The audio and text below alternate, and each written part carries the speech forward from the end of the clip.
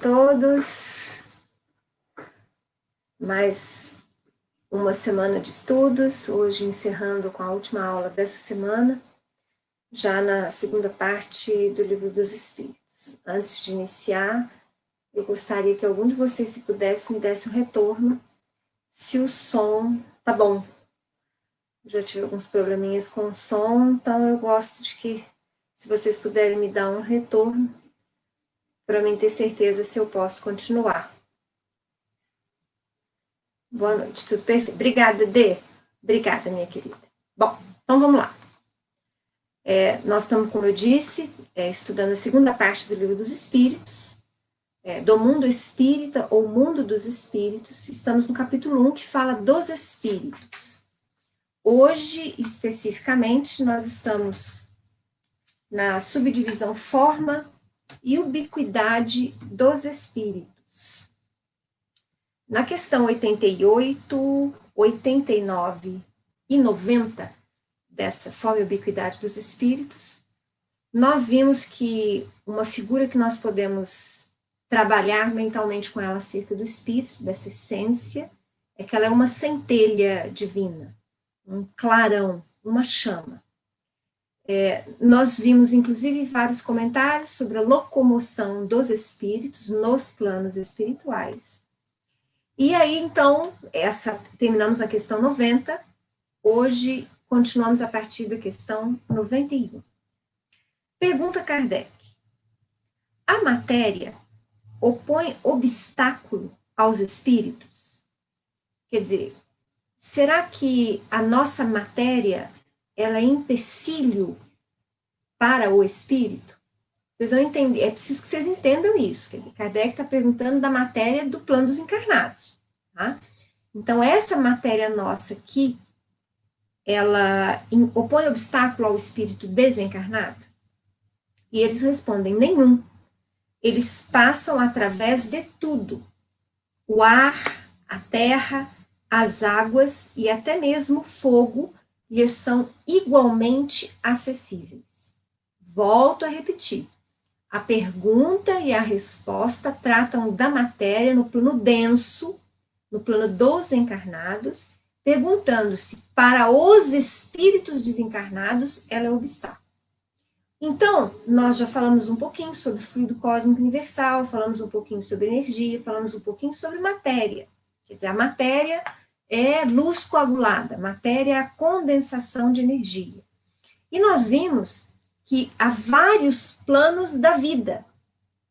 Então, nós estamos atualmente, temporariamente, no plano denso, da matéria pesada da Terra. Mas existem planos, existem dimensões, existem mundos na própria Terra, com padrões vibratórios diferenciados. Ou seja, em cada um destes planos diferentes da Terra, nós vamos ter a energia se apresentando em determinado padrão específico, se unindo, se condensando em determinado padrão específico, ou seja, a energia, vamos dizer assim, se movimentando em determinada velocidade que difere de um plano a outro. Então, a matéria do plano denso em que estamos não é a mesma, vibratoriamente falando, da matéria dos outros planos espirituais, superiores e inferiores. Mas vocês vão me perguntar, mas lá atrás você não falou que o fluido cósmico universal, que é a matéria primitiva? Pois bem, ele é que dá origem a toda a matéria, em todos os planos, em todo o universo? Falei. E essa continua sendo uma verdade.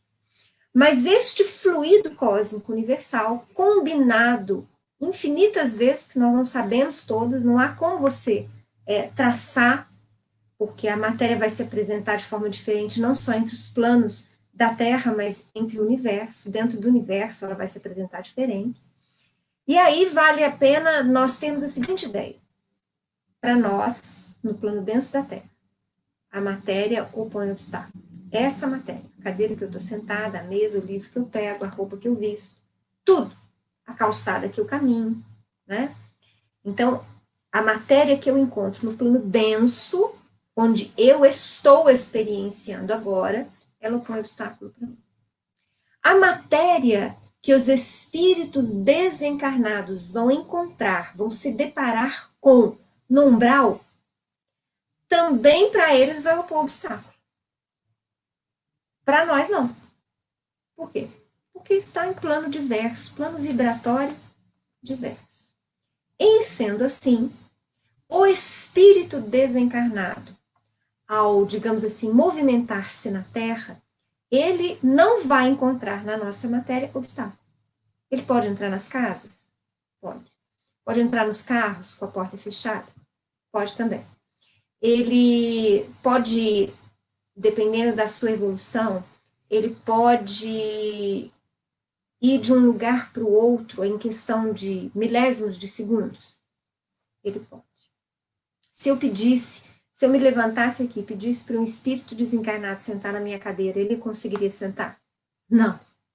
Porque ela não vai opor obstáculo a ele. Mas e se alguém chegar para mim, algum médium vidente, fala assim, olha, ali, naquele canto de lá, tem um sofá no plano espiritual, vai lá e senta. Para mim funciona sentar? Não, eu vou varar no chão. Eu quero que isso fique claro para vocês. Essa pergunta aqui, Kardec está falando da matéria no plano denso. E aí, em relação a essa matéria do plano denso, os espíritos não encontram obstáculo. Aí vocês vão me perguntar assim, mas Cristiane, eu já li, ou já ouvi numa palestra, ou alguém falando, por exemplo, a respeito do Evangelho no Lar, que se você faz o Evangelho no Lar, a sua casa, ela fica protegida contra espíritos inferiores, ou seja, eles não vão entrar na sua casa. Mas agora você está me dizendo que as paredes não são obstáculo para os espíritos. Como isso se dá? Quem que está falando a verdade? Eu que estou falando que a matéria densa não é obstáculo para o espírito desencarnado, ou aquele que falou, defendendo que você faça o evangelho no lar, que você vigie, que você ore, né? Que você tenha uma vida buscando harmonia, equilíbrio, respeito e amor, caridade. Então, como é que funciona isso? Quando você faz, e aí nós estamos trabalhando nosso pensamento, quando você faz o evangelho no lar, na sua casa, em determinado dia ou em determinado horário, mas além desse evangelho no lar, você procura trabalhar, educar os seus pensamentos, os seus sentimentos, você procura, você se esforça por respeitar o outro, por agir de maneira harmonizada e bondosa em relação a todas as criaturas na obra de criação, ou seja, quando você se esforça para domar as suas más inclinações, buscando virtudes, desenvolver virtudes, mesmo que de forma ainda muito precária, muito imperfeita, você cria no seu lar uma proteção. Essa proteção é vibratória. Então, a parede da sua casa não vai ser empecilho para os espíritos desencarnados, mas a energia que você cria pela sua vida de vigilância e de amor, de oração, a vibração que protege o seu lar é fruto, então, das escolhas íntimas que você faz e escolhas de vida que você faz, e que sempre vão ser aumentadas, acrescidas de boa vontade, de amor e de proteção dos espíritos benfeitores. Lembram-se da lei de sintonia. A lei de sintonia vai valer no processo da obsessão. A lei de sintonia também vai valer nos grandes, vamos dizer assim, nas nossas grandes experiências, quando nos sentimos efetivamente amparados pela espiritualidade, porque nós nunca estamos sós. Só que nós definimos a nossa companhia. Eu me recordo, lá atrás, eu lembrava da minha avó falando assim, diga-me com quem andas e eu te direi quem és. Era um trocadilho, né? E quando eu estudo muito, e esses umas décadas atrás, uma década, 2 décadas atrás, mais ou menos, eu estava, de repente me veio essa lembrança da minha avó. E aí eu falei assim, bom, vó, eu agora penso diferente. Eu não acho que são os meus amigos que me definem, mas sou eu que defino os meus amigos. Então, eu diria hoje assim, diga-me quem és, e eu te direi com quem amas. Tá? Então, os espíritos não encontram obstáculo na nossa matéria, mas eles encontram, sim, efetivos obstáculos vibratórios contra os espíritos inferiores, as boas vibrações. As vibrações da luz, da harmonia, do amor, da caridade, do respeito. Tá? Então, vamos lá, continuando. Na questão 92, Kardec pergunta: tem os espíritos o dom da ubiquidade? Por outras palavras, um espírito pode dividir-se ou existir em muitos pontos ao mesmo tempo? Quer dizer, posso eu, Cristiane, estar aqui fazendo esse estudo com vocês e, ao mesmo tempo, eu posso me materializar lá em São Lourenço e dar um abraço no meu pai e na minha mãe? É isso que Kardec quer saber. Se os espíritos podem fazer isso, eles podem dividir-se. Parte da Cristiane vai ficar aqui, parte da Cristiane vai lá em São Lourenço. E os espíritos respondem da seguinte forma: não pode haver divisão de um mesmo espírito, mas cada um é um centro que irradia para diversos lados. Isso é que faz parecer estar um espírito em muitos lugares ao mesmo tempo. Vês o sol? É um somente. No entanto, irradia em todos os sentidos e leva muito longe os seus raios. Contudo, não se divide. Na linha A, Kardec, ainda dentro dessa temática, pergunta: todos os espíritos irradiam com igual força? Longe disso. Essa força depende do grau de pureza de cada um. E aí tem um comentário que Kardec traz. Cada espírito é uma unidade indivisível, mas cada um pode lançar seus pensamentos para diversos lados, sem que se fracione para tal efeito. Nesse sentido, unicamente, é que se deve entender o dom da ubiquidade, atribuído aos espíritos. Dá-se com eles o que se dá com uma centelha, que projeta longe a sua claridade, e pode ser dividida, e pode ser percebida de todos os pontos do universo. Ou ainda, o que se dá com o homem, que sem mudar de lugar e sem se fracionar, transmite ordens, sinais e movimento a diferentes pontos. Ainda sobre essa questão da ubiquidade dos espíritos, nós vamos encontrar lá no livro dos Médiuns, no capítulo 25, item 282, trigésimo item, Kardec perguntando o seguinte: pode o espírito, simultaneamente evocado em muitos pontos, responder ao mesmo tempo às perguntas que lhe são dirigidas? Pode, se for um espírito elevado. Primeira coisa nessa questão, falar sobre a evocação. Quem está chegando agora muito recentemente no espiritismo pode vir a questionar.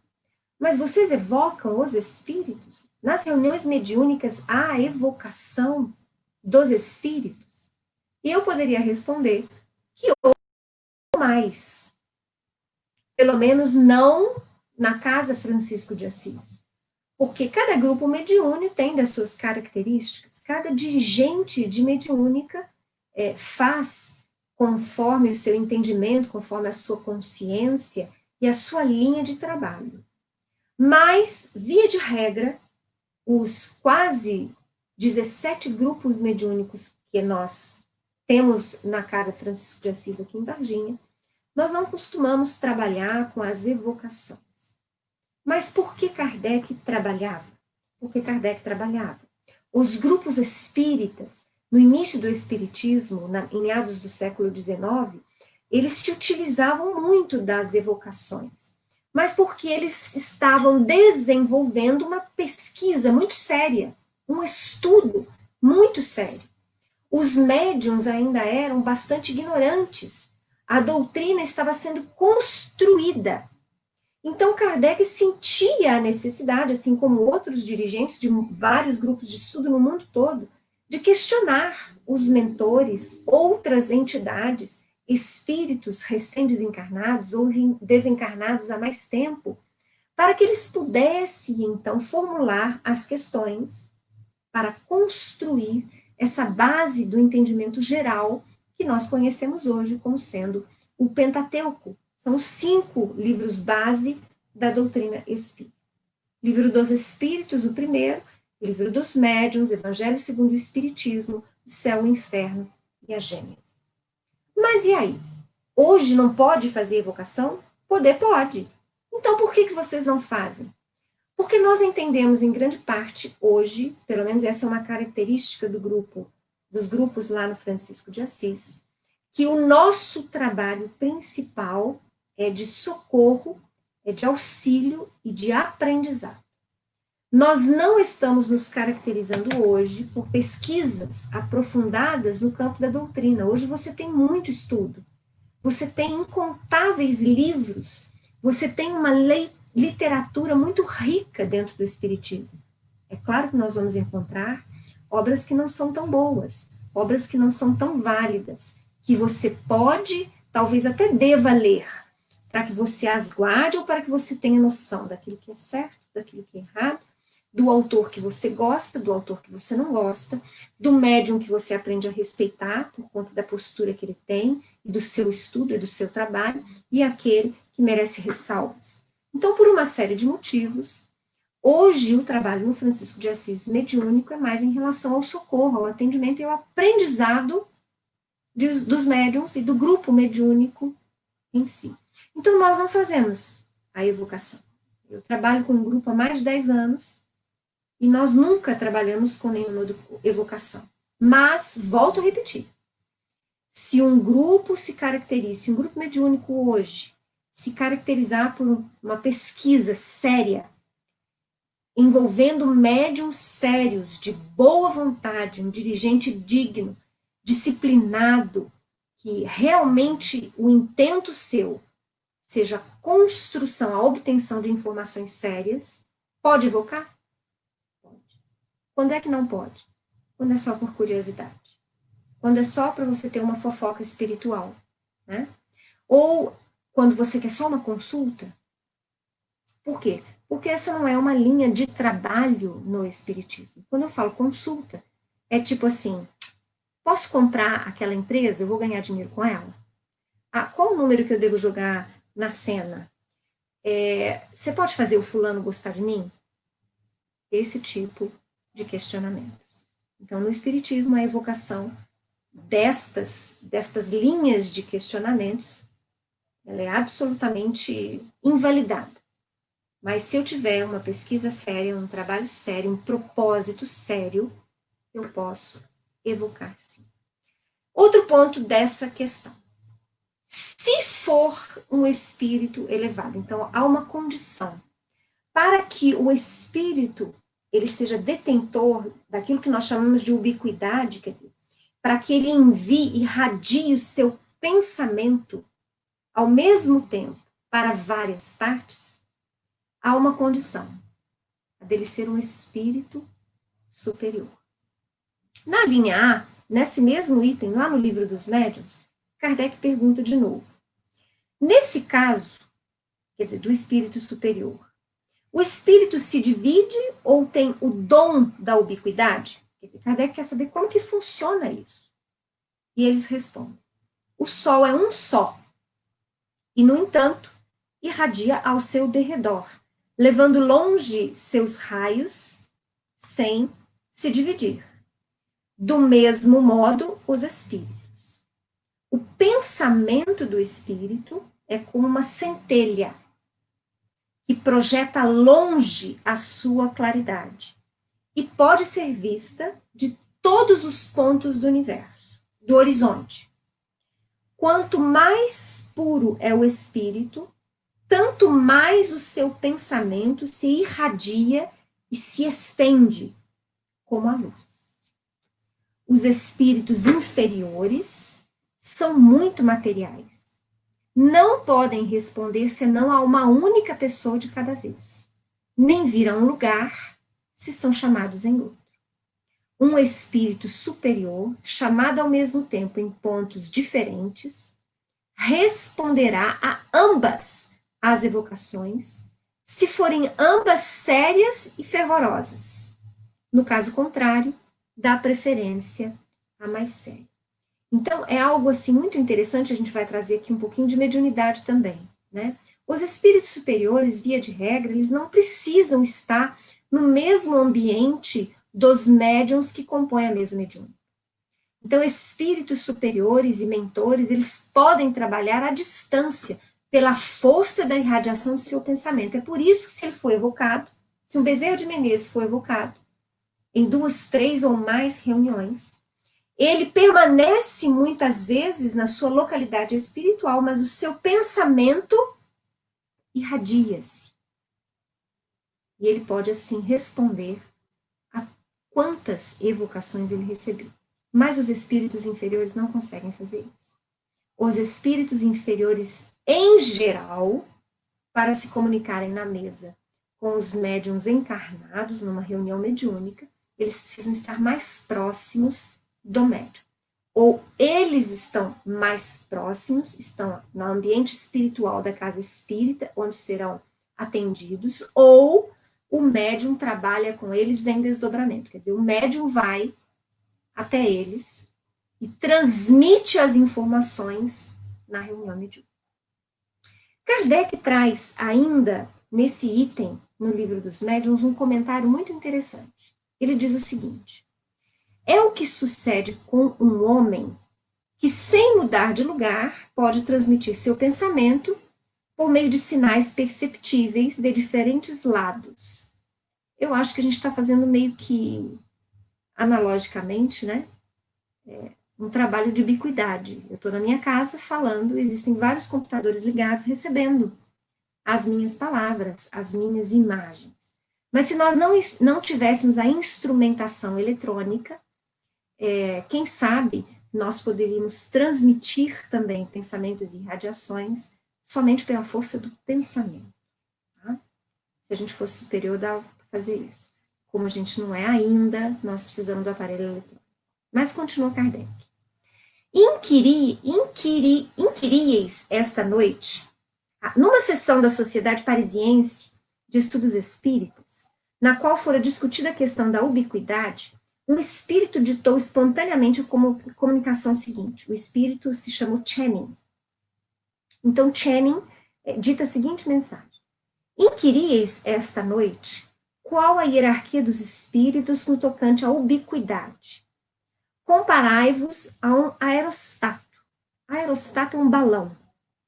Eu não sei se alguns de vocês são meus amigos no Face. Todo sábado lá em São Lourenço tem vários balões voando com turistas. É lindo. Então, o aerostato que Channing está falando aqui é o balão. Então, comparai-vos a um balão que se eleva pouco a pouco nos ares. Enquanto ele rasteja na terra, só os que estão dentro de um pequeno círculo podem perceber. À medida que se eleva, o círculo se alarga e, chegando a certa altura, se torna visível a uma infinidade de pessoas. É o que se dá conosco. Um mau espírito que ainda se acha preso à terra permanece num círculo restrito entre as pessoas que vêm. Suba ele na graça, melhore-se e poderá conversar com muitas pessoas. Quando se haja tornado espírito superior, pode irradiar como a luz do sol, mostrar-se a muitas pessoas e em muitos lugares ao mesmo tempo. É muito interessante, então, isso que Channing está dizendo aqui. Imagina que um espírito superior é como um balão. Quanto mais alto, mais a sua imagem, né, atinge maior número de locais, né? Quer dizer, distâncias maiores vão poder enxergar a sua ascensão, o seu trabalho. Mas há um item muito interessante também em relação a essa questão dos espíritos superiores, irradiarem a sua mensagem, ou levarem a sua mensagem a vários locais, inclusive ao mesmo tempo. Então, uma das hipóteses é essa da ubiquidade, da irradiação pela força do pensamento destes espíritos superiores. Mas o livro Fundação Emmanuel, ditado pelo espírito Inácio Ferreira, pelo médium Carlos Bacelli, ele conta uma situação muito interessante. Ele conta que conheceu, nessa Fundação Emmanuel, né, um grupo de mais de uma dezena de trabalhadores em sintonia profunda com Emmanuel, antes de Emmanuel reencarnar. Nós sabemos que Emmanuel, o mentor de Chico, por volta do ano 2000, reencarnou. Então, hoje ele está entre nós, com uns 20 e poucos anos. Tá? Mas antes disso, então, Emmanuel, no plano espiritual, tinha, então, um grupo de muitos espíritos já bastante instruídos, bastante evoluídos e profundamente sintonizados com o pensamento de Emmanuel, que para ele trabalhava. Então, estes espíritos tinham autorização de Emmanuel para falar como se Emmanuel fosse. Isso é muito interessante. Mas pode isso? Bom, Jesus falou, eu e o Pai somos um. Jesus não é Deus. Para nós espíritas, Jesus não é Deus. Deus é a força criadora, é a inteligência suprema, causa primária de todo o universo. Jesus Cristo também é filho, assim como nós. Filho mais velho, mais experimentado, mais amadurecido, mais evoluído. Então, dentro desta conceituação, nós vamos perceber que no estágio muito superior de Jesus, ele e o Pai se encontram profundamente ligados, a ponto dele dizer que o alimento dele era fazer a vontade do Pai. Vocês vão se recordar dos nossos primeiros estudos, quando a gente falou dos espíritos superiores, angélicos, crísticos, que são os ministros da execução da criação. São os instrumentos que Deus utiliza para a criação de mundos, de constelações e de humanidades. Então, é mais ou menos isso que nós precisamos lidar. Então, muitas vezes, o espírito superior, ele pode, pelo dom da ubiquidade, que a sua superioridade lhe confere, irradiar o seu pensamento para vários pontos ao mesmo tempo. E muitas outras vezes, os espíritos superiores têm grandes falanges de trabalhadores a seu serviço, profundamente sintonizados com o seu pensamento, com a sua mensagem, a sua lição, comprometidos, são aqueles que vestiram a camisa mesmo. E em nome daquele espírito superior, estes espíritos trabalham. Nós podemos perceber, por exemplo, que a imensa falange dos samaritanos são trabalhadores profundamente sintonizados com Maria, que é a coordenadora dos samaritanos. Nós vimos, então, nesse livro do Dr. Inácio, quer dizer, vários espíritos sintonizados com Emmanuel, levando a mensagem de Emmanuel às reuniões, a outros médiums, né? Aonde se faça necessário o seu pensamento e a sua presença. Tá? Bom, mas continuando, nós vamos ter, vamos encerrando aqui então essa forma e ubiquidade dos espíritos. E vamos começar, bom, hoje já não dá mais tempo, mas nós vamos começar na terça-feira que vem, a falar de novo de perispírito, porque nós já falamos um pouquinho, quando nós falamos lá de fluido vital, quando falamos de espírito, falamos de matéria, nós já iniciamos alguma coisa de perispírito. Agora nós vamos estudar mais do perispírito. Então, na terça-feira, eu aguardo vocês para mais uma noite de estudos, nosso estudo rápido de meia horinha, Agradeço a presença da Denise, da Viviane, Elisete, da Érica, do Carlos, da Suzete, da Magali, da Maria Lúcia, do Edgar Silva, de todos aqueles outros companheiros que vêm acompanhando os nossos estudos. Não necessariamente online, conosco, ao vivo, mas nos acompanham quando a sua agenda, muitas vezes apertada, permite. Agradeço sempre a presença de todos vocês. E desejo a todos um bom final de quinta, uma boa sexta, um bom fim de semana. Até terça-feira que vem, às 7 horas da noite. Grande abraço.